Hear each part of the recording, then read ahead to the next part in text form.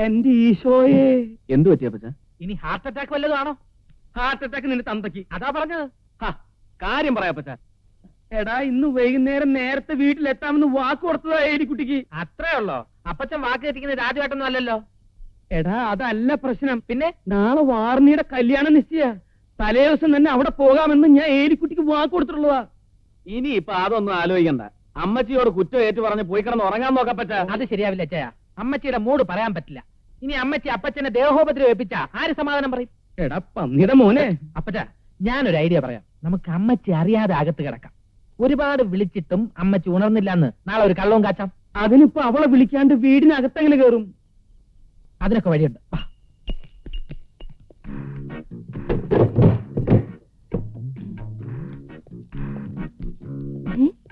പിന്നാലെ പോരെ, പിന്നാലെ പോരെ. അയ്യോ അയ്യോ, കള്ളൻ അമ്മച്ചി.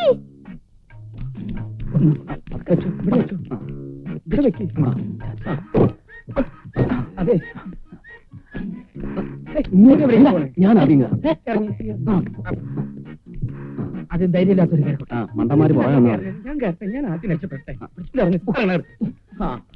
അതാ എന്റെ കാര്യം. പിടിച്ചോ, കൂലി പിടിക്കാൻ. അയ്യോ അമ്മച്ചി, അമ്മച്ചി ദേ കള്ളൻ. എവിടെ എവിടെ? അപ്പുറത്ത് രണ്ടുപേരുണ്ട്. എന്റെ ഈശോ. അപ്പച്ചനോ, ഞങ്ങൾ പോരാ. എടാ തങ്കച്ച, അവിടെ നിൽക്കാൻ.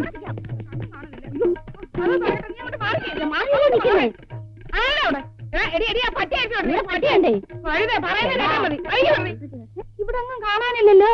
അയ്യോ അയ്യോ, കള്ളൻ എവിടെ? കള്ളൻ. അമ്മച്ചി, അവർക്ക് ആരെങ്കിലും വിളിക്കാം. അയ്യോ മണ്ടൻ കള്ളൻ അമ്മച്ചി. നമ്മുടെ ആഭരണമൊക്കെ അമ്മച്ചിയുടെ മുറിയിലല്ലേ ഇരിക്കുന്നേ. ഇവിടെ ആരെയും കാണാനില്ലല്ലോ. ഓടി വരണേ. മര്യാദക്കകത്തു പോകുന്നതാണ് നിനക്ക് നല്ലത് വേലക്കാരി. നമുക്ക് അങ്ങോട്ട് പോയി നോക്കാം.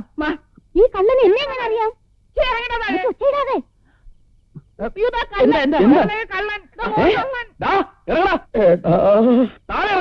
പ്രായമായവരെ എടാപെടാന്ന് വിളിക്കരുത്. അമ്മച്ചി ഉരുളൻ കല്ലുണ്ടെങ്കിൽ എടുത്ത് നമുക്ക് എറിഞ്ഞ് താഴെ തള്ളിയിട്ട് പുള്ളിയുടെ തല ഇട്ട് പൊട്ടിക്കാം. വേണ്ട, നമുക്ക് പോലീസിനെ വിളിച്ച് പറയാം. അത് വേണ്ട. അതെ, ഇത് നമുക്ക് തന്നെ ഡീൽ ചെയ്യാവുന്ന പ്രശ്നമല്ലേ ഉള്ളൂ. മര്യാദയ്ക്ക് താഴെ ഇറങ്ങി വരണോ അതോ ഞങ്ങൾ മോളിൽ കയറി വരണോ? അല്ലേ അമ്മച്ചി? അതന്നെ, ഇറങ്ങി വാടാ പേരും കള്ള. വരുന്നുണ്ട് അനുസരണയാണ് കള്ളൻ. അങ്ങനെ ഇറങ്ങി വാ മര്യാദക്ക്.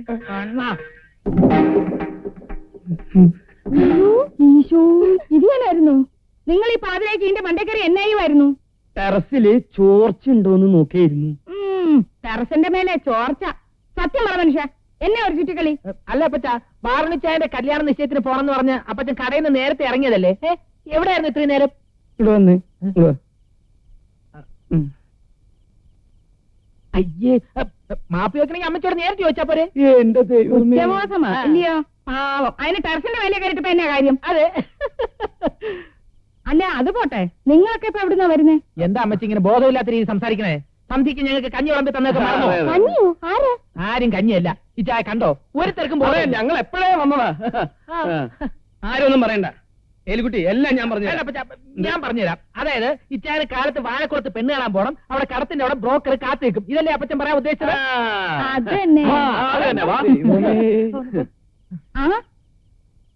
നിങ്ങൾ ഇനി മേലെ കയറി കള്ളത്തരം കാണിക്കാൻ പോവാ. വന്നേങ്ങോട്ട്. എന്ത് കള്ളത്തരം?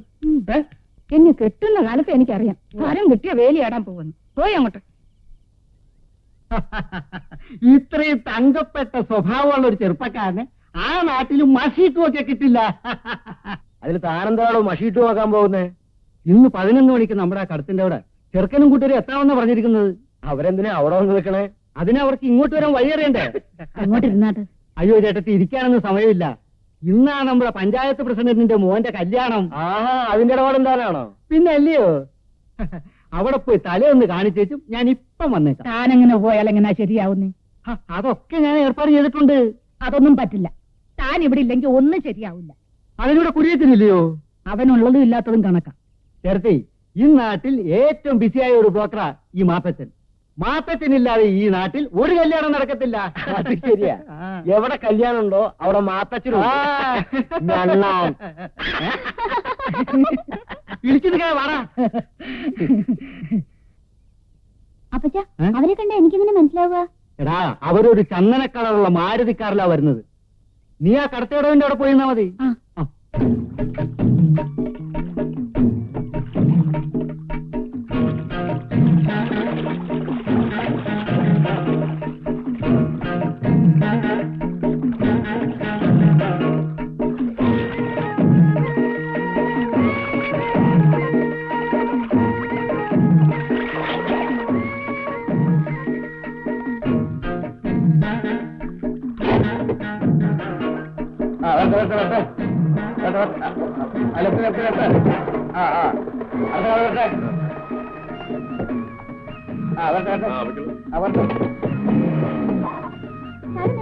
പെണ്ണുകാണാൻ വന്നവരല്ലേ? അതെ, നിർത്ത് നിർത്ത്. ഞാൻ നിങ്ങളെ കാത്തു നിൽക്കുക. എന്തിന്? പെണ്ണിന്റെ വീട്ടിലേക്ക് എന്നോട് കൂട്ടിക്കൊണ്ട് ചെല്ലാൻ പറഞ്ഞു. ബ്രോക്കർ എവിടെ? അപ്പൊ വേറെ സ്ഥലം വരെ പോയിരിക്കാം. ബ്രോക്കറുടെ മോനാ? അതെ. എന്നാ പിന്നെ ആദ്യം പറയണേ, കേറ് കേറ്.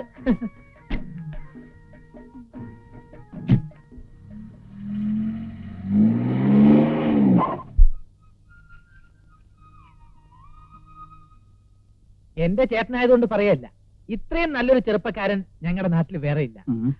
നാട്ടില് ഞങ്ങൾ സൽസ്വഭാവി ബ്രദേഴ്സ് എന്നാ അറിയപ്പെടുന്നത്. സോറി. ചെറുക്കനെ കണ്ടാ തന്നെ അറിയാം പാവമാണെന്ന്. പക്ഷേ നിന്റെ മുഖത്തൊരു കള്ളലക്ഷണം ഉണ്ടല്ലോ.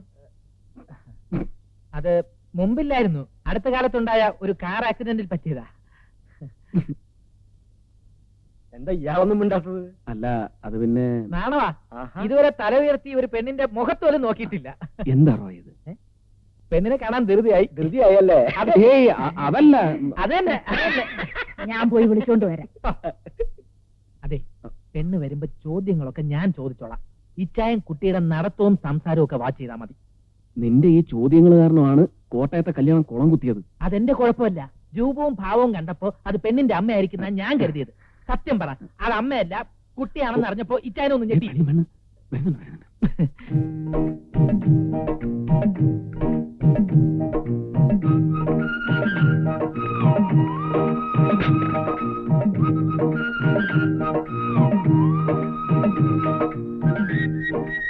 ചായ കുടിക്കും.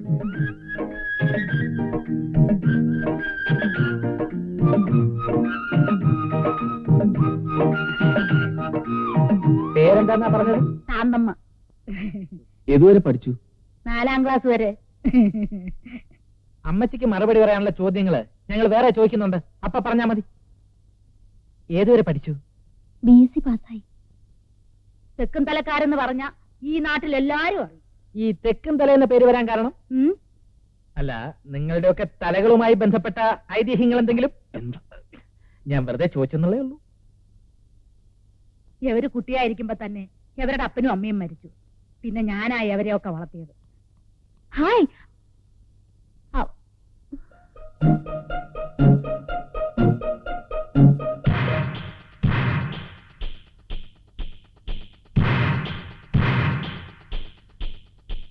ഇത് ഷേർലി, ബീനയുടെ അനീറ്റിയാ.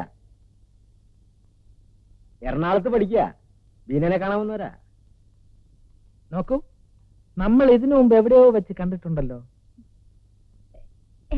ഇല്ല, ഞാനങ്ങനെ ഷോപ്പിങ്ങിനൊന്നും പോവാറില്ല. അപ്പൊ മനസ്സിലായി. എന്ത്? അല്ല, ഞാൻ ഉദ്ദേശിക്കുന്ന ആളെല്ലാം. അത് ശരി. എന്താണോ ഇതൊക്കെ? അതൊക്കെ പിന്നെ പറയാം. ഇച്ചാര് കുട്ടി ഇഷ്ടമായോ? എന്താ നീ വൈകിയത്? ബസ് കിട്ടാൻ വൈകി. അതിരിക്കട്ടെ, നിനക്ക് ചെറുക്കനെ ഇഷ്ടപ്പെട്ടോ? പക്ഷേ ഇത് നടക്കുമെന്ന് എനിക്ക് തോന്നുന്നില്ല. അല്ല, അപ്പൊ ഇയാൾക്കൊരു കല്യാണമൊക്കെ ആലോചിച്ചൂടെ? നോക്കണം. അയ്യോ, എനിക്ക് കല്യാണമൊന്നും വേണ്ട. ഇച്ചായന്റെ കഴിഞ്ഞിട്ട് മതി. ഇങ്ങനെയുള്ള കളികളെ ഫ്രണ്ട്സായിട്ട് നീ കൊണ്ടു നടക്കുന്ന എന്തിനാ? അയ്യോ, അവക്ക് ഈ മോഷൻ ഒരു ഹോബിയാണെന്ന് പിന്നീടല്ലേ മനസ്സിലാക്കുന്നത്. അപ്പോ എല്ലാ കാര്യങ്ങളും നമ്മൾ പറഞ്ഞ പോലെ. എന്നാ ഞങ്ങൾ അപ്പച്ചനോട് സംസാരിച്ചിട്ട് വിവരങ്ങൾ ബ്രോക്കറോട് പറഞ്ഞേക്കാം. വരട്ടെ അമ്മച്ചി. ശരി മക്കളെ.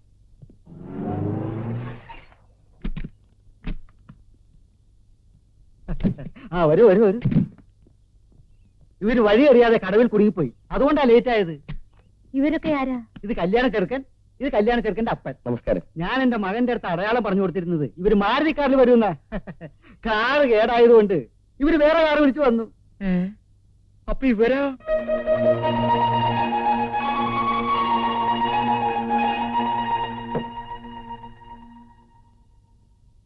നിന്നോട് പെണ്ണ് കാണാൻ പറഞ്ഞ വീട്ടിൽ പോവാതെ വേറെ വീട്ടിൽ പോവാൻ ആരാ പറഞ്ഞേ? അതൊരബദ്ധം പറ്റിയതാ. പക്ഷെ നല്ല ഐശ്വര്യമുള്ള കുട്ടിയാ, നല്ല കുടുംബക്കാരും അല്ലടാ. അതെ, അതിരിക്കട്ടെ. നിനക്ക് ആ പെണ്ണിനെ ഇഷ്ടപ്പെട്ടോടാ മോനെ? അല്ല അത് പിന്നെ അമ്മച്ചി വളരെ ഇഷ്ടപ്പെട്ടത് കൊണ്ടാണല്ലോ ഇവിടെ കിടന്ന് ഇങ്ങനെ തൊടല് പൊട്ടിക്കുന്നത്. തൊടല് പൊട്ടിക്കാൻ ഞാൻ എന്താ പട്ടിയെ? പട്ടിയും പൂച്ചൊക്കെ അവിടെ നിൽക്കട്ടെ. സത്യം പറയടാ, എത്ര കാലമായി നീ ആ പെണ്ണുമായിട്ട് ബന്ധം തുടങ്ങിയിട്ട്? അയ്യോ അപ്പച്ച, ജീവിതത്തിൽ ആദ്യമായിട്ടാ ഞാൻ ആ പെൺകുട്ടിയെ കാണുന്നത് പോലും. ഇവിടെ ആരും പ്രേമിച്ച് വിവാഹം കഴിക്കാൻ ഞാൻ സമ്മതിക്കില്ല. ഇഞ്ചക്കാട്ടിൽ ആരും പ്രേമിച്ച് വിവാഹം കഴിച്ച ചരിത്രം ഉണ്ടായിട്ടില്ല. അതിന് ഇഞ്ചക്കാട്ടി പ്രേമിക്കാൻ യോഗ്യതയുള്ളവരാരെങ്കിലും പണ്ട് ഉണ്ടായിട്ട് വേണ്ടേ? അതെന്താടി എനിക്ക് യോഗ്യത കുറവ്? ഒരു കുറവുമില്ല. ആ, കല്യാണത്തിന് മുമ്പ് ഒന്ന് കാണേണ്ടതായിരുന്നു. ഓ, ഓ. കേട്ടോ മക്കളെ, ഞാൻ വന്നേ പിന്നെ എഴുതിയാൻ ഒരു മനുഷ്യക്കോലായത് തന്നെ. നന്നായപ്പോ ഉള്ള കോലം തന്നെ ഇതാണെങ്കിൽ പണ്ട് അപ്പച്ചനെ കാണുമ്പോ അമ്മച്ചിക്ക് പേടി തോന്നിയിരിക്കണമല്ലോ. പിന്നെ മക്കളെ, എന്നാ ഞാനൊരു സത്യം പറയട്ടെ. അപ്പച്ചന് എത്ര നല്ല നല്ല കല്യാണാലോചനകൾ വന്നിട്ടുണ്ടെന്നറിയോ? ഈ ജാതി ഒന്നല്ല, സുന്ദരികള് ധാരാളം സ്ത്രീധനവും. പിന്നെ സുന്ദരികൾ വരുന്നു. നിങ്ങളുടെ പണ്ടത്തെ കോലം മനുഷ്യര് കാണാതിരിക്കാൻ വേണ്ടിട്ടല്ലേ നമ്മുടെ കല്യാണ ഫോട്ടോ എടുത്ത് കീറിക്കളഞ്ഞത്? ആര് കീറിക്കളഞ്ഞു? നിങ്ങൾ കീറിക്കളഞ്ഞു. വേണ്ടാത്ത വർത്തമാനം വേണ്ടാതെ ഞാനാണോ ഇപ്പൊ പറഞ്ഞത്? വേണ്ട, വേണ്ട, അത് തന്നെ. അപ്പച്ചൻ ആ ഫോട്ടോ കീറിക്കളഞ്ഞതിൽ ഏറ്റവും അധികം സന്തോഷിക്കുന്നത് ഞാനും ഇച്ചായനുമാ. പറഞ്ഞു കൊടുക്കണ. ആ, കുഞ്ഞുനാളിൽ ഓരോ കാര്യത്തിന് കരയുമ്പോ വല്യമ്മച്ചി ആ ഫോട്ടോ കാണിച്ച് പേടിപ്പെടുത്തിയ ഞങ്ങളുടെ കരച്ചിൽ നിർത്തിക്കൊണ്ടിരുന്നത് ഇല്ലേ ചായ? അതന്നെ. ഉണ്ടല്ലോ. എന്നതാണെന്ന്? അല്ല, ഇവനെന്തിനാ കിടന്ന് കയറി പൊട്ടിക്കണേ? അവന്റെ കഴിഞ്ഞാലല്ലേ ഇവന് കെട്ടാൻ പറ്റൂ. അതിന്റെ തിരക്ക് തന്നെയാ. കെട്ട്. ഇവന് അസുഖമായി കിടന്നപ്പോ നമ്മൾ രണ്ടുപേരും കൂടി നേർന്ന നേർച്ചയും കാഴ്ചയൊക്കെ നീ മറന്നോ? എന്താണത്? മോനെ, നിന്റെ അസുഖം മാറിയ നിന്നെ പള്ളിയിൽ അച്ഛനാക്കാന്ന് ഈ അപ്പച്ചന് നേർച്ചയുണ്ട്. എന്നാ അപ്പച്ചൻ ഒരു വാക്ക് എന്നോട് നേരത്തെ പറയണ്ടേ? എനിക്കും നേർച്ചയുണ്ട്. എന്ത്?